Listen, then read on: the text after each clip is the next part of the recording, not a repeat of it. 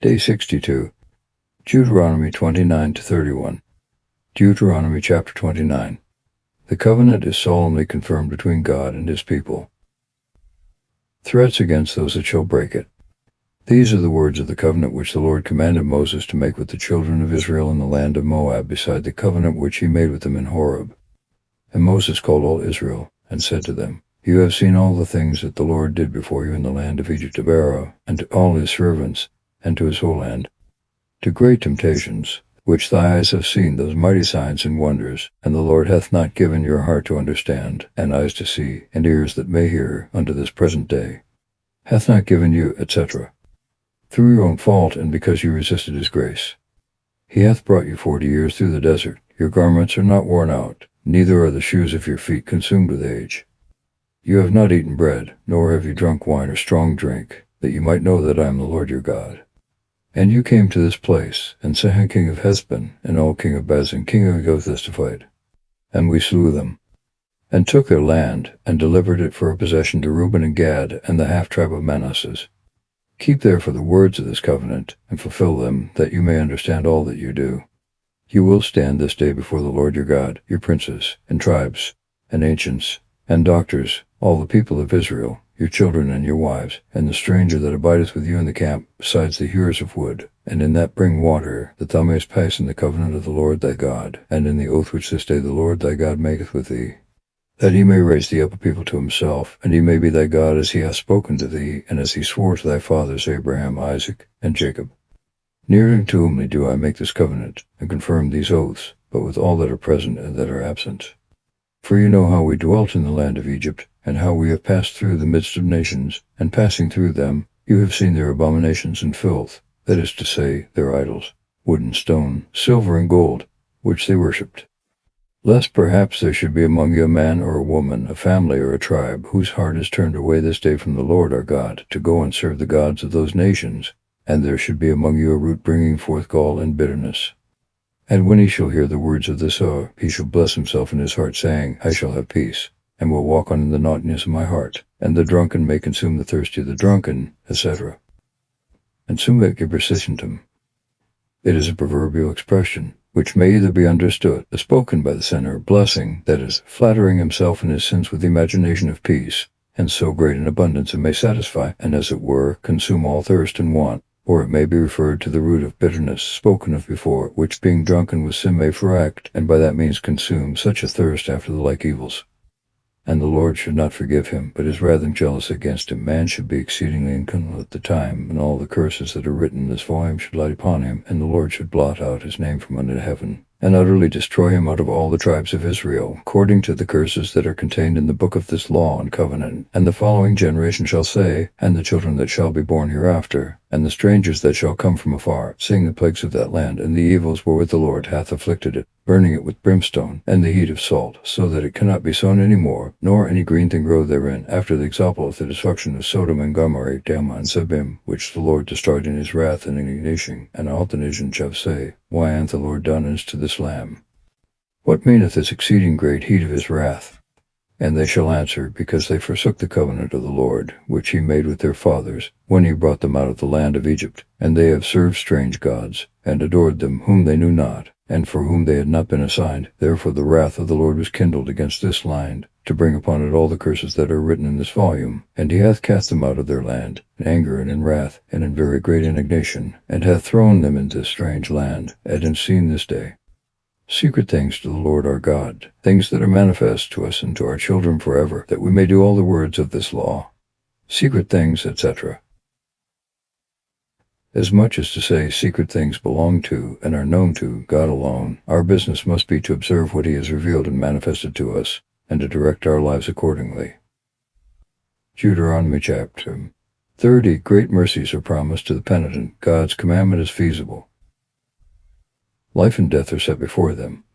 Now when all these things shall be come upon thee, the blessing or the curse, which I have set forth before thee, and thou shalt be touched with repentance of thy heart from all the nations into which the Lord thy God shall have scattered thee, and shalt return to him, and obey his commandments, as I command thee this day, thou and thy children, with all thy heart, and with all thy soul, the Lord thy God will bring back again thy captivity, and will have mercy on thee, and gather thee again out of all the nations, into which he scattered thee before.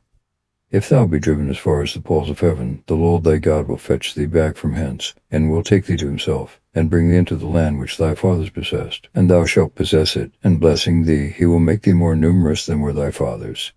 The Lord thy God will circumcise thy heart, and the heart of thy seed, that thou mayst love the Lord thy God with all thy heart, and with all thy soul, that thou mayst life. And he will turn all these curses upon thy enemies, and upon them that hate and persecute thee. But thou shalt return, and hear the voice of the Lord thy God, and shalt do all the commandments which I command thee this day. And the Lord thy God will make thee abandon all the works of thy hands, in the fruit of thy womb, and in the fruit of thy cattle, in the fruitfulness of thy land, and in the plenty of all things. For the Lord will return to rejoice over thee in all good things, as he rejoiced in thy fathers. Yet so if thou hear the voice of the Lord thy God, and keep his precepts and ceremonies, which are written in this law, and return to the Lord thy God with all thy heart, and with all thy soul. This commandment that I command thee this day is not above thee, nor far off from thee, nor is it in heaven, that thou shouldst say, which of us can go up to heaven to bring it unto us, and we may hear it to follow to it? Nor is it beyond the sea, that thou mayst accuse thyself, and say, which of us can cross the sea, and bring it unto us, that we may hear, and do that which is commanded? But the word is very nigh unto thee, in thy mouth and in thy heart, that thou mayst do it. Consider that I have set before thee this day life and good, and on the other hand death and evil, that thou mayest love the Lord thy God, and walk in his ways, and keep his commandments and ceremonies and judgments, and bless thee in the land, which thou shalt go in to possess. But if thy heart be turned away, so that thou wilt not hear, and being deceived with error thou adore strange gods, and serve them, I foretell thee this day that thou shalt perish, and shalt remain but a short time in the land, to which thou shalt pass over the Jordan, and shalt go in to possess it. I call heaven and earth to witness this day, that I have set before you life and death, blessing and cursing. Choose therefore life, that both thou and thy seed may live, and that thou mayest love the Lord thy God, and obey his voice, and adhere to him, for he is thy life, and the length of thy days, that thou mayest dwell in the land, for which the Lord swore to thy fathers Abraham, Isaac, and Jacob, that he would give it them. Deuteronomy chapter 31. Moses encourageth the people, and Joshua, who is appointed to succeed him. He delivereth the law to the priests. Lord foretelleth that the people will often forsake him, and that he will punish them. He commandeth Moses to write a canticle, as a constant remembrancer of the law. And Moses went, and spoke all these words to all Israel, and he said to them, I am this day 120 years old. I can no longer go out and come in, especially if the Lord also hath said to me, Thou shalt not pass over this Jordan. The Lord thy God then will pass over before thee. He will destroy all these nations in thy sight, and thou shalt possess them, and this Joshua shall go over before thee. He is the Lord hath spoken. And the Lord shall do to them as he did to Sihon and Og, the kings of the Amorites, and to their land, and shall destroy them. Therefore when the Lord shall have delivered these also to you, he shall do in like manner to them as I have commanded you. Do manfully, and be of good heart, fear not, nor be ye dismayed at their sight, for the Lord thy God, he himself is thy leader, and will not leave thee nor forsake thee. I Moses called Uzziah, and said to him before all Israel, Take courage, and be thou lead, for thou shalt bring the people unto the land which the Lord swore he would give to their fathers, and thou shalt divide in blood. And the Lord, who is your leader, he himself will be with thee. He will not leave thee, nor forsake thee. Fear not, neither be dismayed. And Moses wrote this law, and delivered it to the priests, the sons of Levi, who carried the ark of the covenant of the Lord, and to all the ancients of Israel. And he commanded them, saying, After 7 years, in the year of remission, in the feast of tabernacles, when all Israel come together to appear in the saying the Lord thy God in the place which the Lord shall choose, thou shalt read the words of this law for all Israel in their ear. And the people being all assembled together, both men and women, children and strangers, that are within thy gates, that hearing they may learn, and fear the Lord thy God, and keep and fulfill all the words of this law, that their children also, who now are ignorant, may hear, and fear the Lord their God, all the days that they live in the land whither ye are going over the Jordan to possess it. And the Lord said to Moses, Behold, the days of my death are nigh. Call Joshua, and stand ye in the tabernacle of the testimony, that I may give him a charge. So Moses and Joshua went and stood in the tabernacle of the testimony, and the Lord appeared there in the pillar of a cloud, which stood in the entry of the tabernacle. And the Lord said to Moses, Behold, thou shalt sleep with thy fathers.